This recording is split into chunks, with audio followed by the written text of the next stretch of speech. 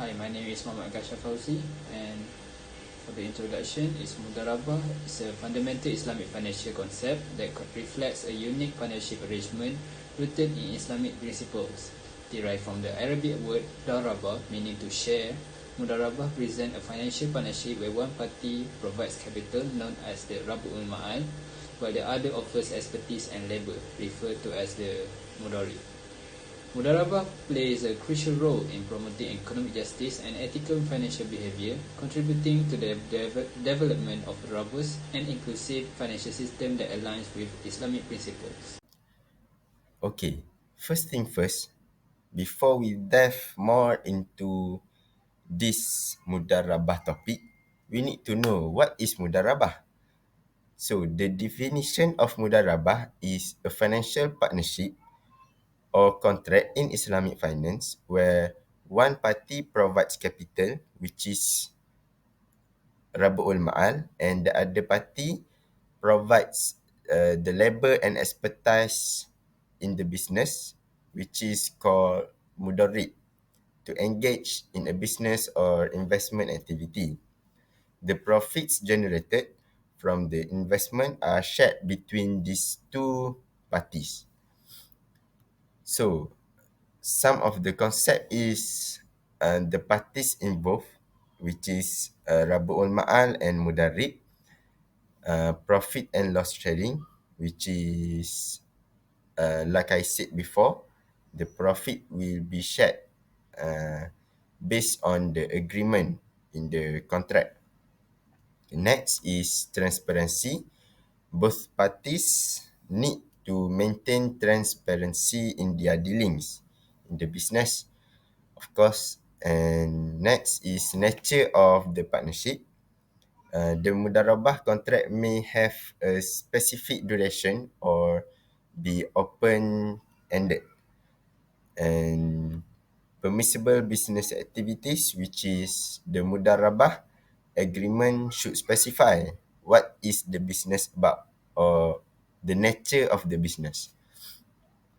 So basically, Mudarabah is considered a form of risk sharing and profit and loss sharing arrangement, aligning with Islamic finance principles that prohibit the payment or receipt of interest, which is riba, of course. It provides a way for individuals or entities to participate in economic activities while adhering to Sharia guidelines. The terms of Mudarabah agreement are typically outlined in a formal contract to ensure clarity and compliance with Islamic principles. As for evidence of Mudarabah, the first one is Quranic basis. Surah Al-Baqarah, chapter 2, verse 286, mention that Allah does not burden a soul beyond that it can bear. It will have the consequence of what good it has gained, and it will bear the consequence of what evil it has earned. This principle underlines the fairness and risk sharing inherent in Mudarabah. Number two is consensus of Islamic scholars. Ijma. Throughout Islamic history, scholars have reached a consensus on the permissibility and validity of Mudarabah. This collective agreement adds strength to its standing as a legitimate financial instrument. And the third one is a historical application. Islamic trade expedition. Mudarabah has historical roots in the trade expedition led by Prophet Muhammad SAW, where financial partnerships resembling Mudarabah were formed, showcasing its practical application. Assalamualaikum warahmatullahi wabarakatuh. My name is Ahmad Azizi bin Aziman. I'm from BA249-3A. So for today, I'm going to talk about pillars of Mudarabah. The first pillar of Mudarabah is the provision of capital by the Rab al-Mal, capital provider. The capital is provided for the purpose of investing in a business venture. So for the second is contribution of expertise and labor by the Mudarib, entrepreneur or manager. The Mudarib is responsible for managing the business and generating profits using their skills and efforts. Next is agreement on the sharing of profits between the Rab, Almal and the Mudarib. The ratio of profit sharing is agreed upon in advance and can vary depending on the terms of the contract. So for the fourth is the Rab Almal, bears all the losses incurred during the venture.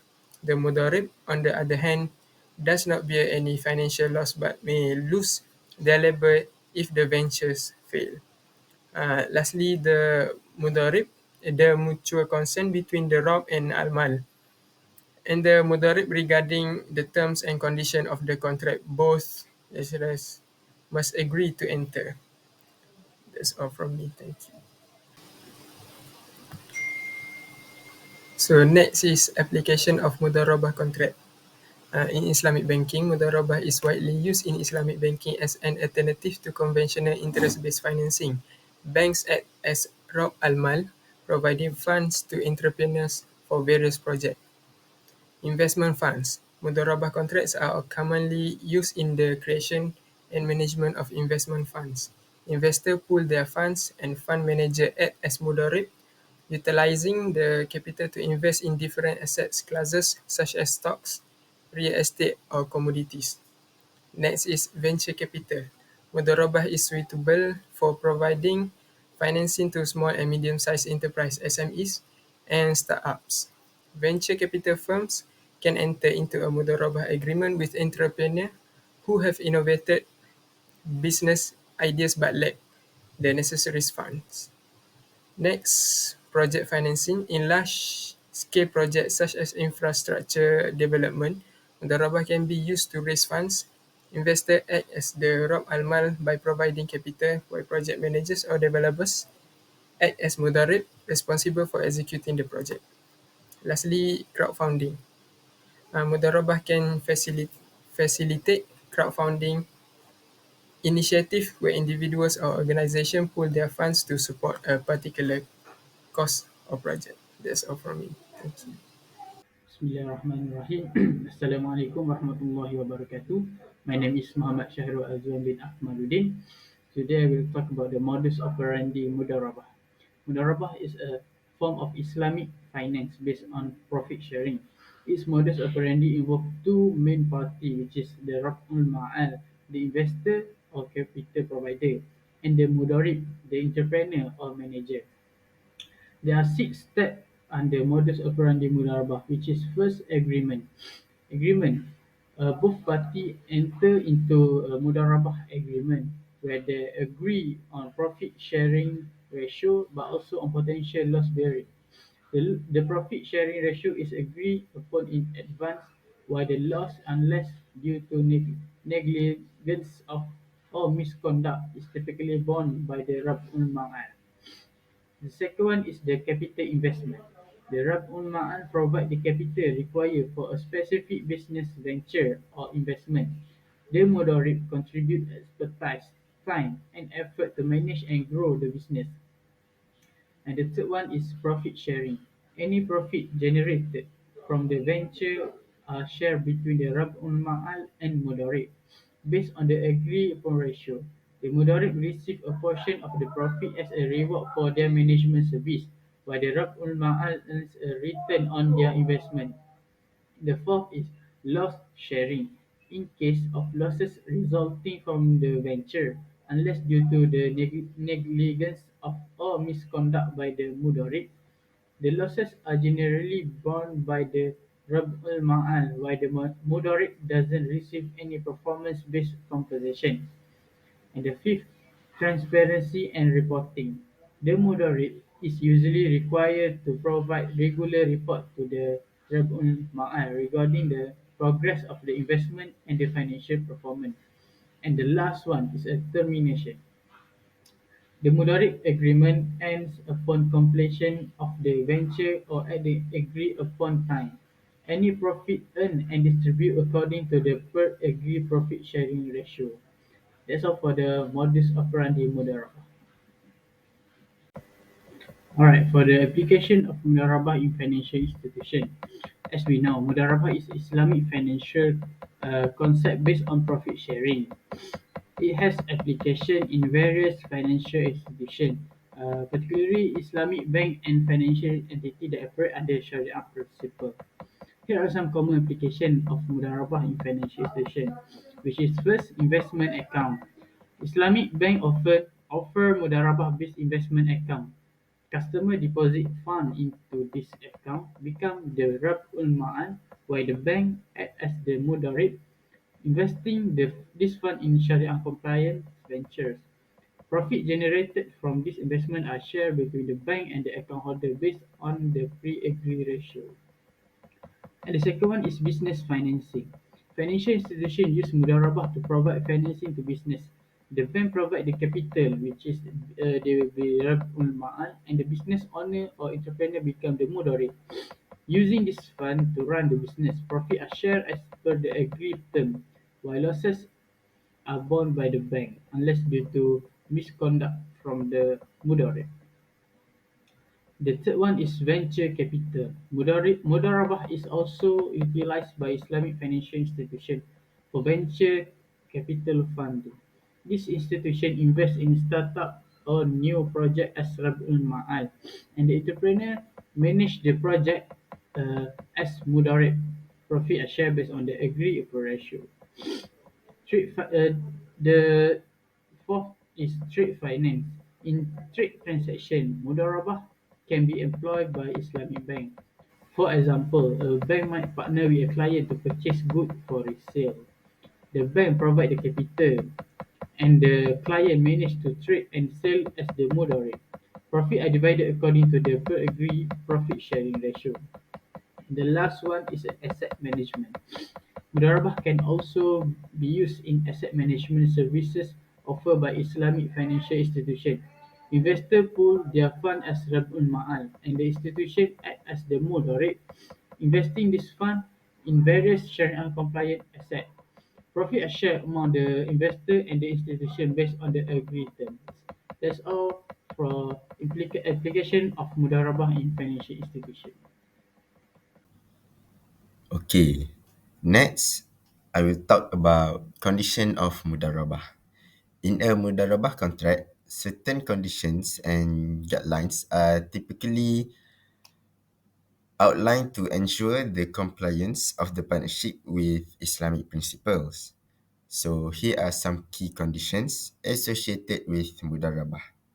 The first one is consent of parties, which is both of the capital provider, or we call Rabul Ma'al, and the entrepreneur, which is Mudarrib, must enter into the Mudarabah agreement willingly and with mutual consent. The terms of the agreement, including profit sharing ratios and any other relevant conditions, should be agreed upon by both parties. Second, investment and management. The Rabul Ma'al provides the capital while the Mudarrib manage the investment. The Mudarrib is responsible for making business decisions and utilizing their expertise to generate profits. Next, profit and loss sharing. Profits generated from the investments are shared between the parties based on the agreed upon ratio. However, in the case of losses, they are typically borne by the Rabul Ma'al up to the amount of capital they invested. The Mudarrib, on the other hand, does not bear any financial losses beyond the effort and skill they contributed to the partnership. And next is transparency, which is both parties are expected to maintain transparency and honestly in their dealings. The Mudarrib is required to provide regular and accurate financial reports to the Rabul Ma'al, ensuring that there is a clear understanding of the financial performance of the investment or business. Let's move to this next slide, which is we'll talk about the condition of Mudarabah. We'll continue from the slide before. So the fifth one is duration of the partnership. The Mudarabah contract may specify a fixed duration for partnership or allow for flexibility in its duration. The agreement may be renewed if both parties agree to continue the partnership. Next is distribution of profits. The method for distributing profits may be outlined in the contract. It is common for profits to be distributed after deducting any agreed upon expense and the share of the mudarabah. And last but not least, permissible business activities. So, what is permissible business activities? We need to know that the Mudarabah agreement should specify the nature of the business or investment so that are permissible according to Islamic principles. If the Mudarabah engaging in activities considered haram or forbidden, it is not allowed.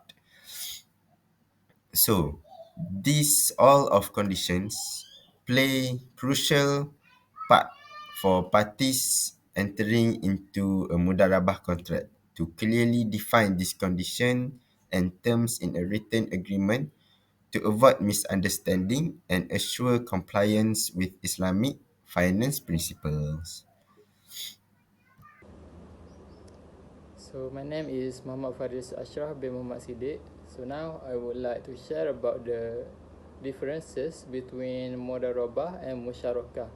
So the first difference between Mudarabah and Musyarakah is investment is the sole responsibility of Rabuma, while Musyarakah, the investments come from all the partner.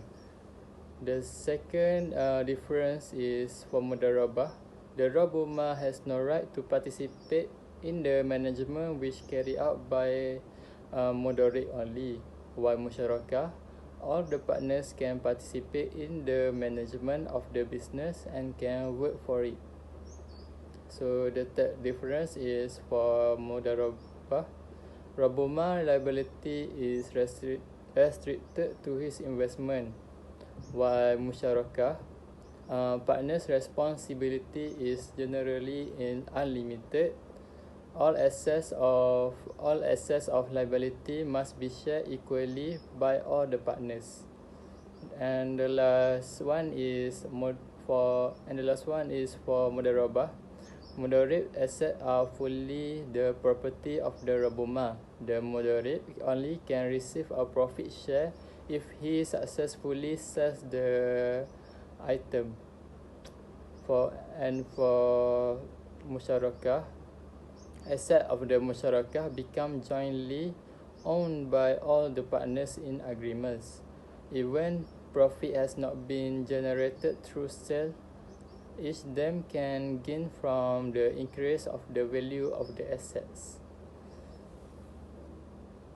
In conclusion, Mudarabah in fiqh muamalat, especially in the context of ISB 542, represent a financial contract where one party provides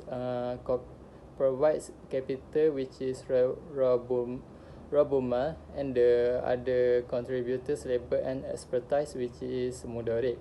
These partnerships aims to generate profits which are shared based on a predetermined ratio, while the losses are primarily borne by the capital provider.